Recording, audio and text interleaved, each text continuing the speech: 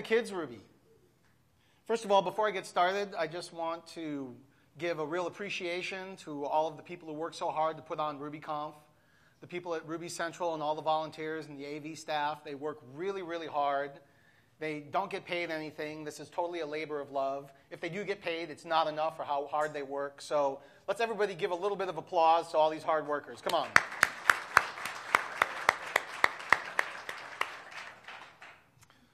So my name is Ron Evans.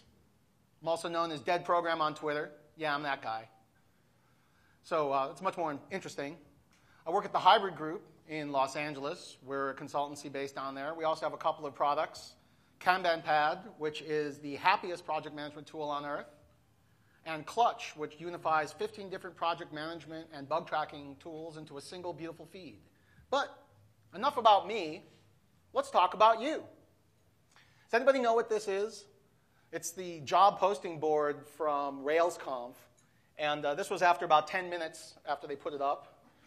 By the end of the last day, I don't know if people erased and rewrote to make more room, but it was covered literally from end to end. I mean, it's a good time to be a software developer, right? It's amazing. You've got people you don't even know calling you up on the phone and saying, hey, do you know any rock stars personally? Or do you happen to hang out with any ninjas that are available?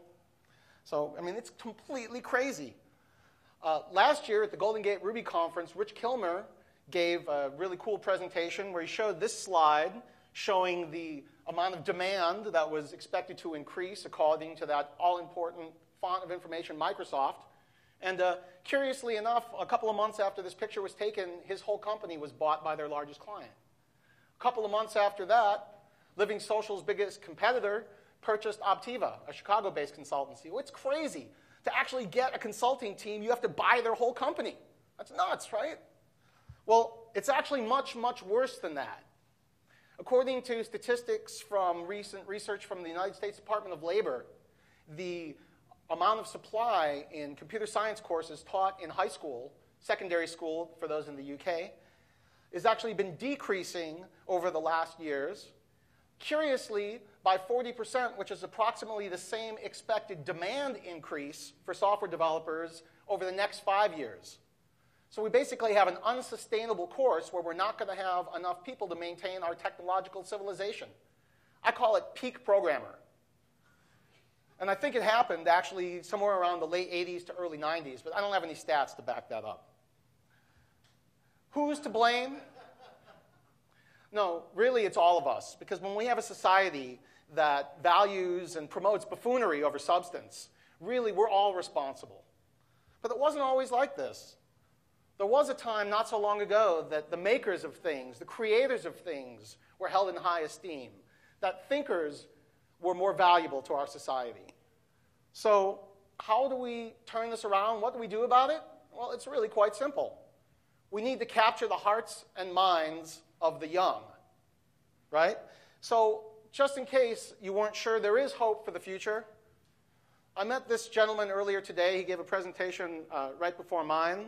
Shola Fukumori, who at 14 years old is the youngest committer to Ruby Core. So absolutely extraordinary. Yes, yeah, give him applause, please. So he told me he got started programming about age 9. Why the Lucky Stiff understood that teaching kids is the fundamental basis for our future as software developers and programmers. And he created a wonderful thing called Hackety Hack, which Steve Klobnik talked about earlier today during his presentation on shoes. And why I really understood the most crucial thing about kids and programming is that programming is fun. I want to say that again because it's really, really important. Programming is really fun. That's why we all do it, right? And you don't need fancy graphics or complicated capabilities or sophisticated processors. What you really need is immediacy, where when you do something, you see the effect that takes place, and also the open-ended possibility. We see a battle that took place many years before most of us started developing between Marvin Minsky and Ed Feigenbaum. And this battle took place as far as man-machine interaction. And the menus won. But maybe there is something to the command line. maybe the wealth of possibility that exists without having these limitations opens us up to realize that there are things we don't even imagine that we can do. Maybe that's why Unix programmers tend to be on the cutting edge of the most innovative software development. So Y disappeared, as we all know, and he abandoned all of his wonderful things. And Steve actually quit his job to take over and work on Y's code.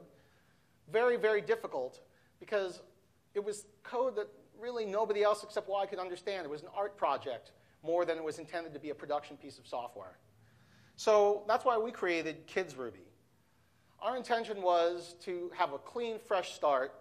Something like Sinatra is to Rails, KidsRuby would be the hackety hack. I was trying to cut it down to the bare minimum. So let's have a little demo. I know you're not supposed to do demos, but let's do it anyway. So it does run on Macintosh OS X. Let's find it in here.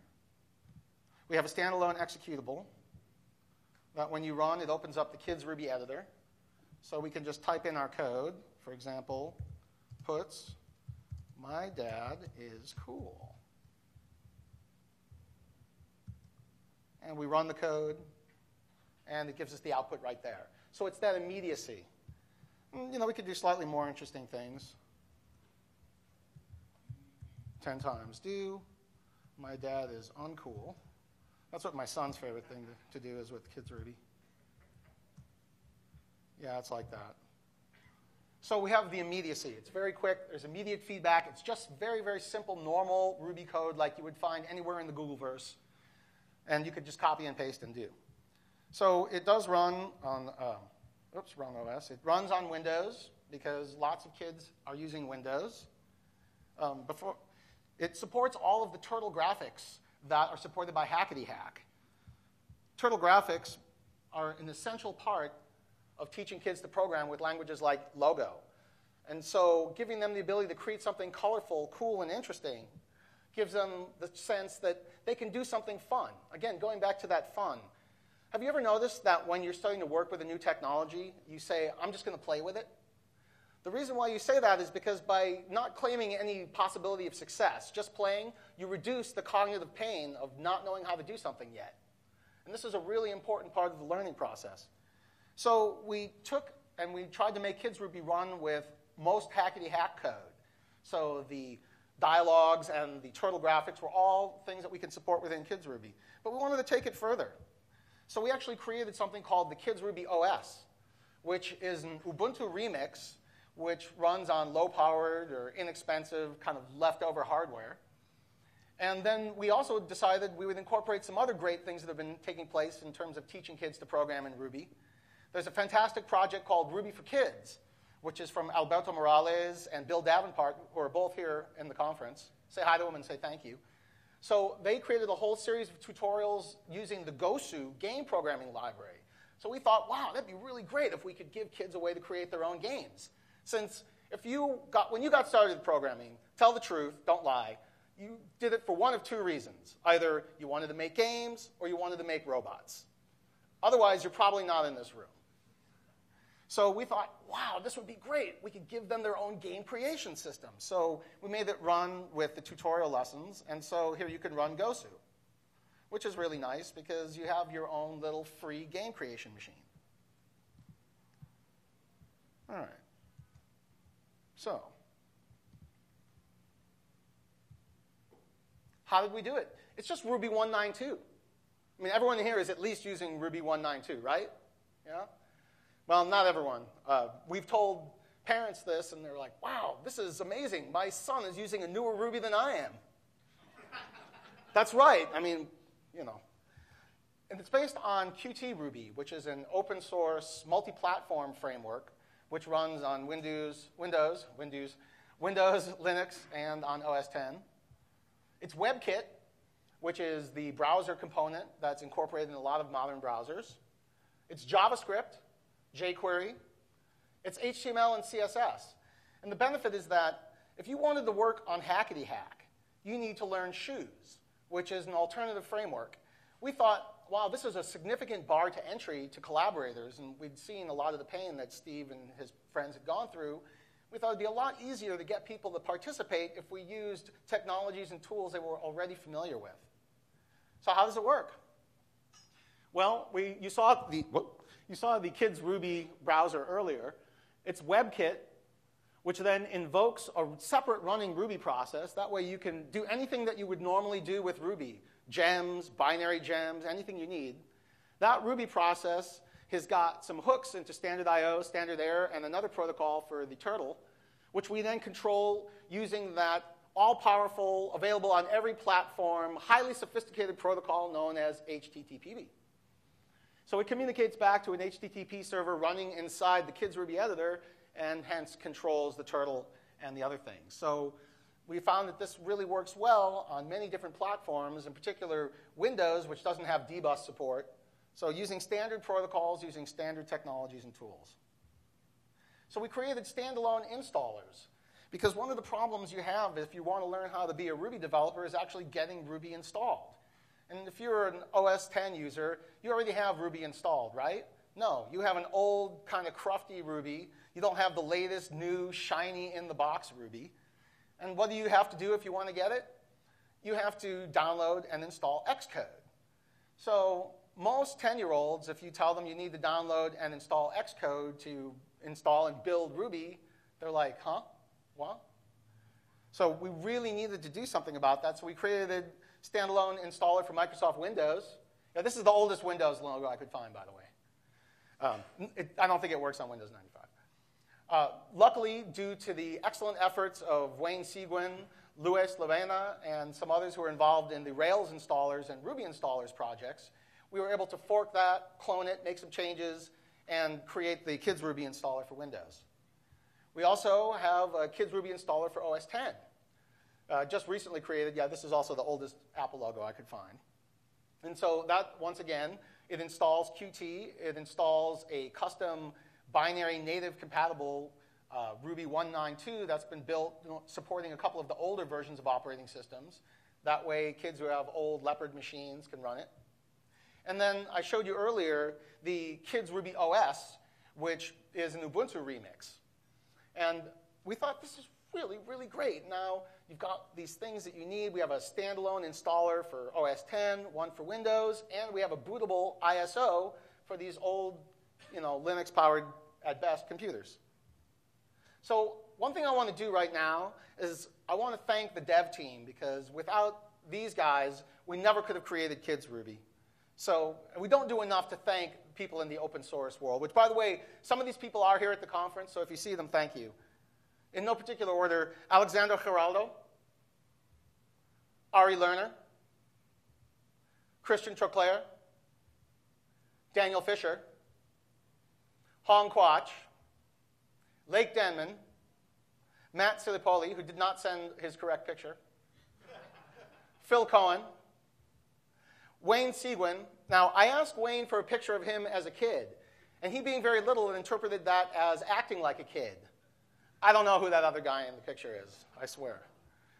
And myself. So we are the development team, and we want you. You're probably wondering, what can you do to get involved? How can you help? Well, it's really simple. Fork the repo. It's just Ruby code and JavaScript. We eagerly await your pull requests. But what if you can't do that? What if you don't want to do that? Maybe you just want to teach some kids how to program. How do you get started? Glad you asked that question, because we have created a simple 5-step plan for you to hold your own KidsRuby class. First of all, you need kids. Now, if you do not have kids, we will not provide them for you. However, you would be surprised to find there are kids everywhere. In fact, if you do not have kids of your own, your hacker buddies have kids, or their family members have kids, there are schools full of kids, there are children everywhere. This is actually a picture from a KidsRuby class that took place earlier this year in Bend, Oregon. And the young lady with the amazing posture in the middle of the picture, she was already halfway through Chris Pine's Learn to Code book when we held the class. It's amazing. Next, you need a location. What we have found is that co-locating a KidsRuby class immediately after some type or during a geek conference is a great way to get these people together. And we held one at Bar Camp, This is a great time to mention, we are going to be having a KidsRuby class on Sunday at Launchpad here in New Orleans from 12 to 2. Please come and help us out. We would really appreciate it. Next, volunteers. You might not remember who introduced you to programming, and you might. But at some point in your life, somebody who was older than you was patient enough to put up with all your annoying questions long enough to get you started in the right direction. So be that person for the next generation. And you need candy. Lots of candy. It's not just for you and the kids. It's also to distract the parents while you're teaching their codes to hack. Otherwise, they're thinking about ballet class or the other things that they need to go to afterwards. And then last but not least, you need toys. We actually have KidsRuby USB drives with all of the KidsRuby software that we give out for free at the classes that we teach. And it's got practical reasons, a way to distribute the software that doesn't require an internet connection. Frequently, we find out that places we want to go teach, they don't have internet connection easily accessible to students. And also, it provides a kind of souvenir. You know, some of these kids are going to jump right into the world of programming, and some of them are not. But we've planted a seed. We've started the process that some years in the future, they might be in high school and say, oh, I wrote some programs once back when I was a little kid. I can do this. And that gives them the confidence to keep moving forward. So just one more thing. A couple of weeks ago, we had the wonderful opportunity to get this. This right here is the only Raspberry Pi $25 Linux computer in the United States so far. It's an alpha prototype that was sent to us from the development team in the UK. The Raspberry Pi team started around the same time that we created KidsRuby, very much dedicated towards teaching the next generation of programmers. But where we took a software approach, they took a hardware approach. And so you see the case.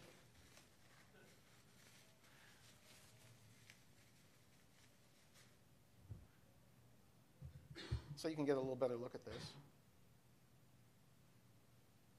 This is it. It's an ARM 700 megahertz ARM 11 processor. It has a built-in USB hub. It has built-in Ethernet. It has an audio port. It has composite video, so it works on cheap and old TVs.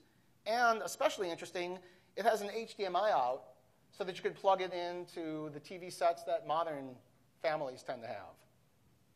So let's go way out and see if we can actually get a demo working of this. They say don't demo software. Well, demo hardware. It's fun.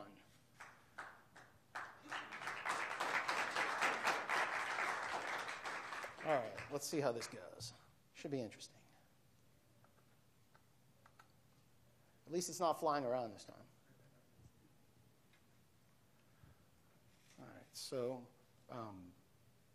$25 for a computer. Is that ridiculous? Because one thing that we had noticed ourselves, the one laptop per child has got some issues in societies where it is not customary to give valuable items to young people. And also, the classes that we teach, we are surprised to find that many kids don't have their own computer or even a computer at the home. Because we live in a very privileged elite. We don't realize the advantages that we have until you get out into the real world. And we were particularly excited about the Raspberry Pi because we're giving away USB drives with the software on it at these classes. They cost about $10 each. Well, for only $15 more, we can give them a whole computer. We've just solved an enormous problem with access for young people who are intrigued by programming but have no other way to get into it.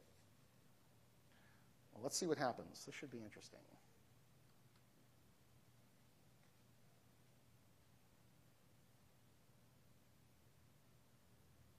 But this device, just to give you a little bit more information about the hardware specs, I mentioned it was an ARM 700 megahertz processor. It has 128 megs of onboard RAM, and everything else is running off of a 2 gigabyte SD drive. That's it. There's no hard disk. You know, it has fairly limited capabilities. But for the price, you just can't beat it. I mean, $25 for a full Linux machine of any kind at all, it's a total game changer. the Lxde desktop environment, or Lxde, which is a very, very light and very, very low memory footprint desktop. And somewhere over here, where I can't see it, well, it will be a hardware demo that will take place in my room plugged into my TV later if you really want to see it. Just for that, anybody who wants to come and touch the Raspberry Pi afterwards is welcome to. Just discharge yourself. But it does actually run KidsRuby, I swear. Not very fast, but it does work. And for $25, it changes the whole way that we want to go about teaching kids the program. Let's give them computers. Let's give them the information. Let's give them the knowledge. All right. So probably a bunch of you don't have kids. And you're wondering, why should you care about somebody else's kids learning the program? Well, when Buckminster Fuller published this book in 1969, Utopia or Oblivion, he coined a very pithy phrase, which was find the universal intersections. And what he was really talking about was that our entire human civilization now, in an era of global connectedness, the things that we do here and now affect other people all over the world. So you may not realize that the game has been upped. What they used to call the digital divide, which was those who had computers and those who did not, has just grown up and moved upstream. Today we have two classes of users. We have those who have consumption devices, such as the iPad. And I love the iPad. I have a couple. But you can't produce anything on it. And so we've created two classes, an elite class of creators and then a large class of consumers. Is that really the future that we want to live in? A future where there's not enough programmers to supply the demand to maintain the technological infrastructure that we need as part of our society? Will there be some kind of techno-apocalypse because nuclear reactors explode and programmers en masse are blamed? Or is this the future you want to live in? The one where you take your jetpack to work, right? The choice is yours. You have to make the decision. The time is now. Because if you want to hire programmers in 10 years, you better start training them today. So help us. KidsRuby.com. You'll find out we're on GitHub, of course, all of our repos, all of our curriculum and class materials. We're on Twitter at KidsRuby. We're on IRC on Freenode, also KidsRuby. Thank you. Join us, help us, and create the next generation of programmers. Thank you.